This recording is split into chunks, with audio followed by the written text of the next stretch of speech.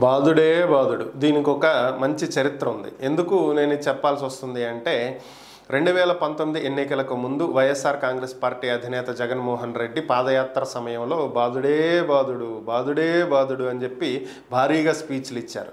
ప్రస్తుతం ఉన్నటువంటి టీడీపీ ప్రభుత్వం భారీ స్థాయిలో నిత్యావసర వస్తువుల ధరలు, కరెంటు బిల్లులు, గ్యాస్ బిల్లు అన్నీ పెంచేసిందని చెప్పి తాను వస్తే అధికారంలోకి అన్నింటికీ ధరలు తగ్గిస్తానని చెప్పి చెప్తూ వచ్చారు. బాగుంది. ఆయన ప్రభుత్వంలోకి వచ్చాడు.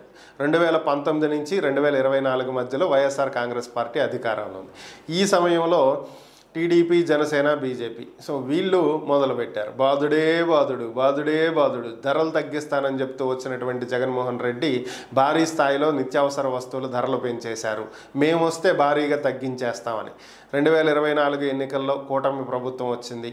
మరి కూటమి ప్రభుత్వం ఏర్పడి కూడా 100 రోజులు అయిపోయింది. మరి ఇప్పుడు ధరల పరిస్థితి ఏ విధంగా ఉంది అనేది పరిశీలించినట్లయితే ఖచ్చితంగా పండగలకు ముందు కొద్ది రోజుల్లో దసరా రాబోతుంది.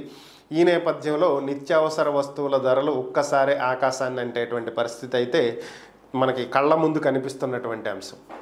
మరి వీళ్ళు కూడా బాధుడే బాధుడు మొదలుపెట్టారు.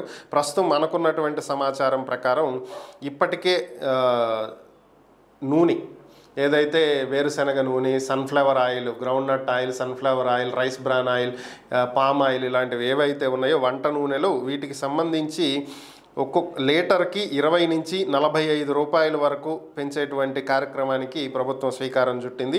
ఇక అల్లం 100 రూపాయల నుంచి 150 రూపాయలు, వెల్లుల్లి కిలో 300 నుంచి 360 రూపాయలు, ఎండుమిర్చి 200 నుంచి 240, కందిపప్పు కిలో 150 నుంచి 175, పెసరపప్పు 30 నుంచి 150, మినప్పప్పు 135 రూపాయలు. ఇక ఉల్లిపాయల ధర అయితే ఏకంగా 60 రూపాయలు పైనే కానీ 60 రూపాయలకి తక్కువ వచ్చేటువంటి పరిస్థితి అయితే కనిపించట్లేదు. ఇలా పండగల వేళ ఒక్కసారి నిత్యావసర వస్తువుల ధరలను భారీ స్థాయిలో పెంచడం జరిగింది. ఇది సామాన్యుడి మీద పెనుభారాన్ని మోపబోతున్నటువంటి అంశం.